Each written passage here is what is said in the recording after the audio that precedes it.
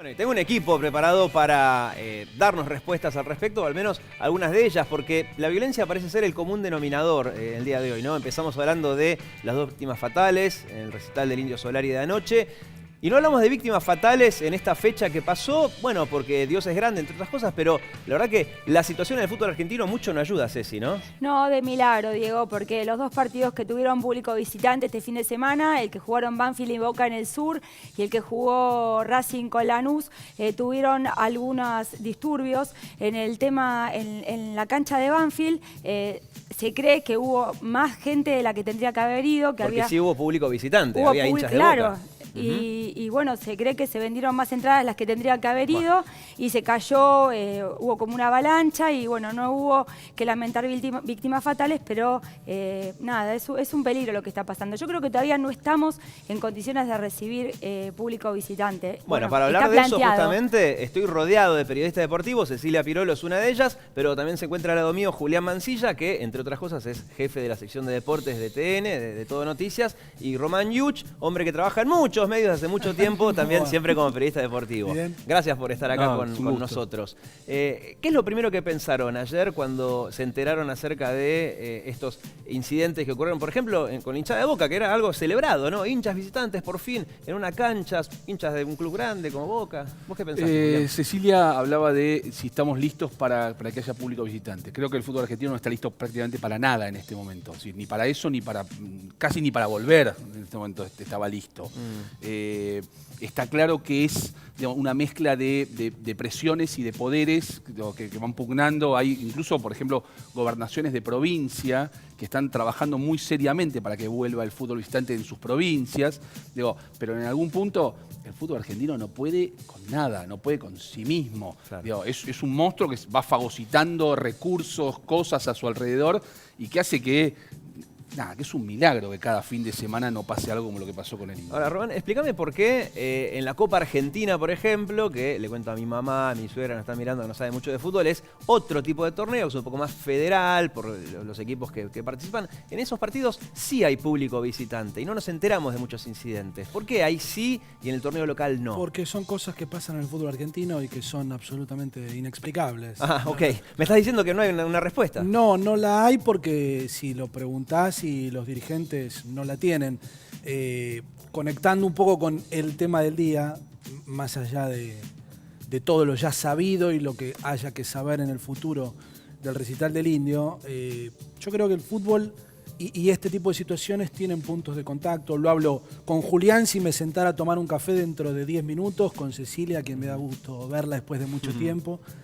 Y es que es la escena del secreto de sus ojos de Franchella tomándose su whisky con Darín en el bar, tratando de dilucidar en dónde pueden encontrar a quien deben buscar y a partir de esa carta en la que nombra a jugadores de Racing, termina explicándole que lo que lo mueve es la pasión. Claro. Lo único que mueve al fútbol y lo único que sostiene que la gente vaya a la cancha es la pasión. Porque si vos te pones a pensar estacionamientos a 30 cuadros dándole a alguien que te pide Mirá plata, cómo le quedó el auto. Claro, lo que quiere, cuestiones edilicias, estructurales de los estadios lamentables, baños que no están en condiciones, cuestiones gastronómicas de dudosa reputación. Sí. Torneos que no se entienden. Torneos que no se entienden, que van cambiando año a año. Mal organizados.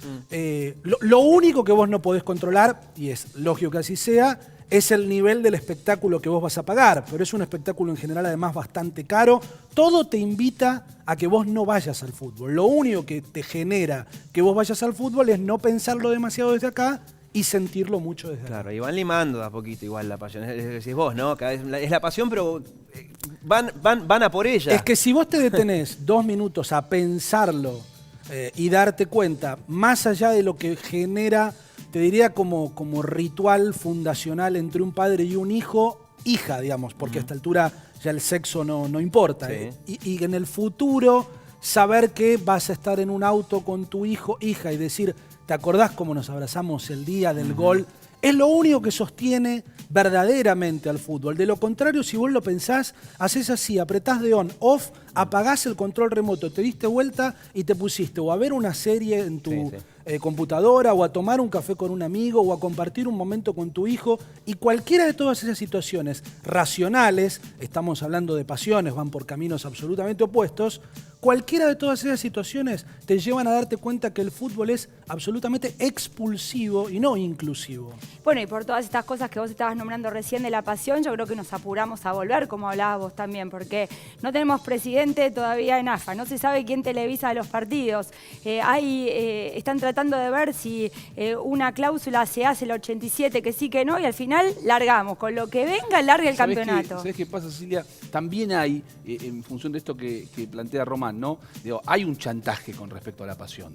Es decir, cuando los dirigentes en medio de todo este conflicto decían, y en una de esas no vuelve el fútbol en este semestre. Y yo decía, ¿y entonces qué? Sí. Digo, es decir, hay como una especie de amenaza a la sociedad de que, ojo, que no vuelve el fútbol. Claro. Porque en algún punto el fútbol realmente es un monstruo que fagocita recursos de la sociedad civil. Yo les cuento una anécdota absolutamente trivial, pero que me llamó la atención todavía, a pesar de que estoy acostumbrado a que cada partido de fútbol implica que cortar 50 cuadras, 9 horas, es decir, todo un montón de cosas, un montón de problemas para gente que no está interesada, para los comerciantes cercanos, para los vecinos, es decir, un montón de cosas, miles de policías destinados los fines de semana. Digo, voy a un supermercado a 7, 8 cuadras de la cancha de All Boys, ni me acordaba que jugaba All Boys.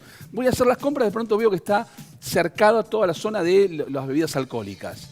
Y dije, debo haber llegado tarde, deben ser las 9 y pico, está prohibido hasta ahora. No, 2 horas antes del partido y 2 horas después no pueden meter. Y la verdad es que ya ni relacioné que estábamos cerca de la cancha. Claro. Y yo no veía a nadie a mi alrededor que tuviera algo que ver con el mundo del fútbol en ese supermercado donde son familias un sábado a la tarde haciendo las compras. Es decir, el fútbol, nos acostumbramos a que el fútbol nos somete a un montón de cosas, a un montón de sus problemas, de sus reglas, nos van cercando a nosotros. Y sin embargo, en el medio hay una dirigencia que te chantajea, que todo el tiempo te plantea, ojo que no vuelve. ¿Y qué hacemos ante ese panorama? Yo sé que una solución fácil no hay, siempre hacemos un chiste que en la tele se presentan muchos o funcionarios o especialistas o opinólogos que dicen, acá hay que hacer 3 cosas, no importa el tema que sea, un tema económico, inflación, lo primero de lo que no hay que hablar, que es un error recurrente, es de comparar la violencia del fútbol argentino, por ejemplo, con la de los hooligans. Es el primer grave error. Mirá, aquí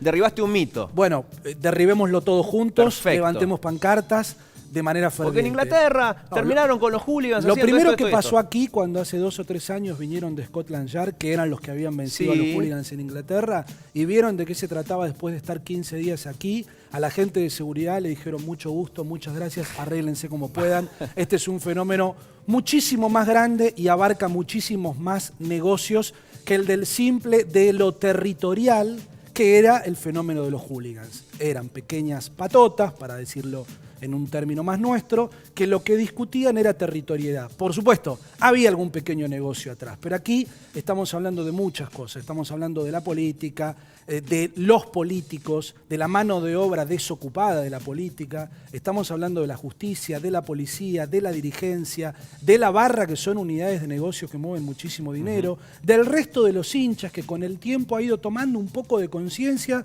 pero que hasta hace poco tiempo, y pueden dar fe cualquiera de ellos dos, cuando la barra entraba se sacaban fotos con los jefes de la barra cual celebridades. Sí. ¿Qué te quiero decir con esto y para cerrar? Y lamento mucho decirlo, yo soy absolutamente pesimista con todo lo que tiene que ver con el fenómeno de la violencia aplicada al fútbol, porque alimenta demasiadas bocas dentro del negocio y cerrar todas esas bocas me parece bastante difícil. Yo también soy bastante pesimista, Román, porque yo veo que revisan a la gente que no tiene que revisar cuando entran a la cancha, y a los que tienen que revisar hacen la vista gorda y no los ven. Porque a nosotros mucho nos ha pasado que vamos a trabajar a canchas de fútbol y te palpan de adelante para atrás, y cuando vos entrás ves bengalas que tiran y decís, pero ¿esto cómo pasó? Si a mí otro poco me revisan Inter y no me encontraba nada, entonces, ¿de dónde salió todo esto? Pero digo, si la dirigencia y en AFA no dan el ejemplo de no pelea, ¿viste? De estar tranquilos, ¿cómo le podemos pedir al hincha, como dicen ustedes, que es tan pasional, que se porte bien si hay un lío bárbaro? Yo creo que hay 2 conflictos en ese punto. Uno es el del cruce de intereses, ¿no? Es decir, los dirigentes, por eso además los problemas en la AFA y en general en la Argentina son difíciles de desarmar, porque representan intereses más elevados o están enganchados con intereses que siempre terminan en la política. Ese es un problema.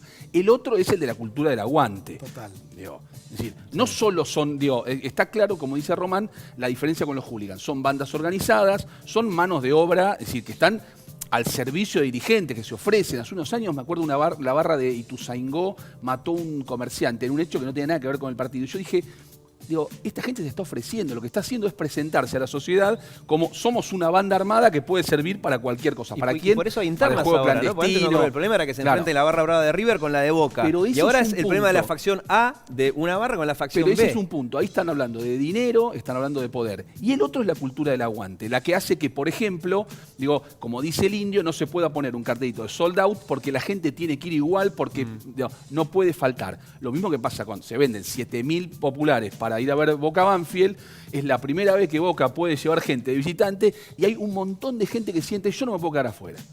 Yo no me puedo quedar afuera, no importa si tengo entrada o no tengo entrada, yo no me puedo quedar afuera. Es el lugar, el rol, me tomo de esto que dice Julián también, el rol que el hincha tiene dentro de un partido de fútbol. El hincha se supone que es un espectador. El espectador es el que va a ver un espectáculo que le van a ofrecer. Sí. Y la realidad, y es muy cierto lo que él dice, es que si vos te fijás, las conductas barrabravescas no necesariamente tienen que ver con el centro de la popular. ¿Por qué? Porque también una cancha de fútbol se ha transformado en ese lugar en el que tácitamente está aceptado en el código que cualquiera puede hacer cosas que no van a ser penadas como en cualquier otro lugar de la sociedad. Claro. Y no tienen que ver con la educación, porque muchas veces las agresiones para los entrenadores, ¿de dónde surgen? Del palco de alguien que pagó miles y miles de pesos, que lo tiene bastante cerca. Sí. Y el padre lo incita al hijo, y es ese padre y es ese hijo al quien, si lo filman, porque esto también en algunos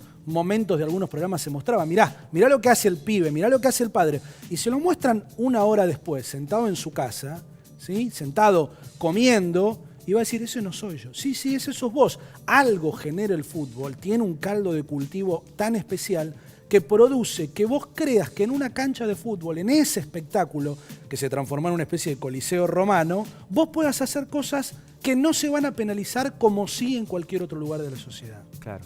Bueno, ¿ustedes creen que ahora... Fenómeno que no vamos a resolver en 5 minutos acá, ¿no? Pero está muy bueno, porque están haciendo una descripción de síntomas. ¿Viste cuando uno tiene un paciente enfermo o uno mismo es el enfermo? Que yo lo que mínimamente necesito saber, bueno, cuáles son los síntomas para saber cuál es el tratamiento adecuado. El tratamiento, obviamente, como decís vos, no lo vamos a resolver en 5 minutos.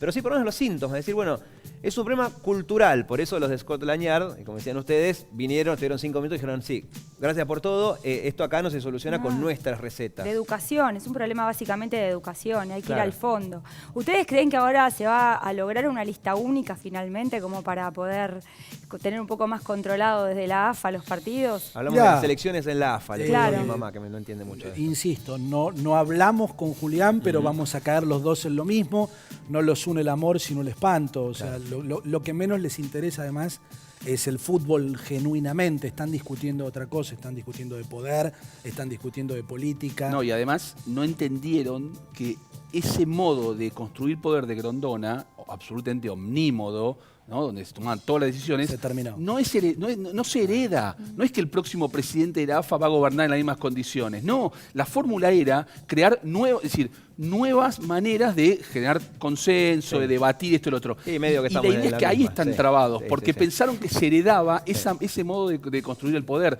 y eso no va a suceder. No, el que se vayan todos fracasó, como fracasó en el 2001, también fracasó, ¿no? Bueno, gracias por ayudarnos a entender cuál es el problema. A partir de ahí, quienes tengan que hacerlo, buscarán la solución. Pero el problema nos quedó más claro después de haber hablado con ustedes. Eso es algo, eso es lo importante. Así que gracias, Julián, y gracias, Román, por haber estado con nosotros.